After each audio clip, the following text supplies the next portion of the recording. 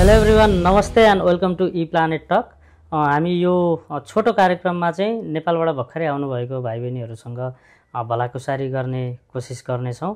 आज चाहिँ हामीसँग नेपालदेखि आउनुभएकी बहिनी सलिना हामीसँग हुनुहुन्छ। बहिनी, welcome to Perth. Thank you so much sir. तपाईँको नाम र नेपालबाट कहाँबाट हुनुहुन्छ त्यो भनिदिनुहुन्छ? मेरो नाम चाहिँ सलिना शर्मा, नेपालबाट चाहिँ म नवलपुरबाट आएको। अनि पर्थ आउनुभएको कति भयो? म पर्थ आएको चाहिँ लगभग एक हप्ता भयो। अनि कस्तो अनुभव हुँदैछ पर्थमा? अब सुरुदेखि नै आउँदाखेरि नै रमाइलो छ। अब अस्ट्रेलिया जस्तो ठाउँमा आउनु पाइयो, सुरुमा रमाइलो नै लागिरहेछ अहिलेसम्म। अनि तपाईँ नेपालको हाम्रो ई प्लानेट चितवनदेखि भिजा लगाएर आउनु भएको छ। ई प्लानेट चाहिँ तपाईँले ई प्लानेट नै कसरी रोज्नुभयो? पहिला चाहिँ धेरै कन्सल्टेन्सीहरू थियो है अप्सनमा, कता जाने के गर्ने भनेर। त्यसपछि चाहिँ मैले अब हजुरकै भिडियोहरू पनि हेरिरहेको थिएँ कि, अनि नवराज सरले पनि यस्तो भिडियो हाल्नुहुन्छ। ई प्लानेट चाहिँ जेन्युन छ है, त्यहाँबाट चाहिँ एकदम राम्रो भिजा रेट छ भन्ने सुन्नमा आयो। अनि त्यसपछि मैले हजुरहरूकै भिडियो हेरेर एकचोटि ल है बुझ्न जानुपर्छ भनेर चाहिँ गएँ है। अनि त्यहाँ गएपछि चाहिँ विमल सरले राम्रोसँग काउन्सिलिङ गर्नुभयो।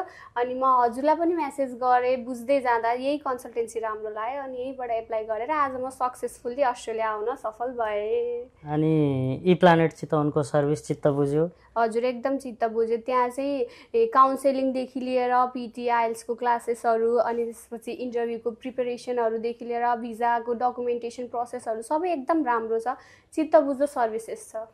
अनि अब यहाँ आइसकेपछि पनि आई होप हामीले हाम्रो साइडबाट धेरै सहयोग गऱ्यौँ जस्तो लाग्छ तपाईँहरूलाई।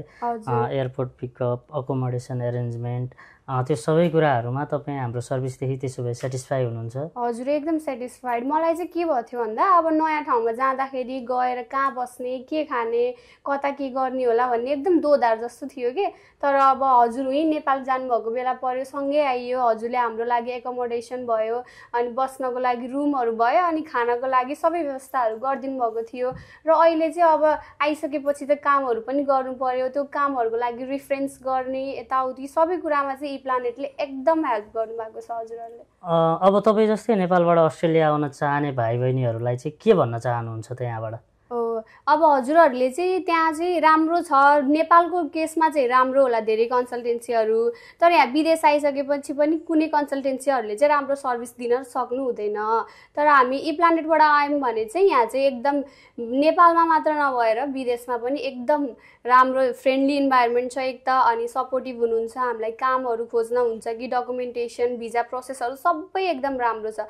हजुरहरूले नेपालको लागि मात्र नसोचेर यहाँ आएर पनि राम्रो होस्, राम्रो भइराखोस् भन्ने चाहनुहुन्छ भने चाहिँ ई प्लानेट नै हजुरहरूको लागि एकदम बेस्ट चोइस हुनेछ जस्तो लाग्छ मलाई चाहिँ। Okay, thank you so much बहिनी, thank you for your time. Welcome to Perth again है त। Thank you so much sir.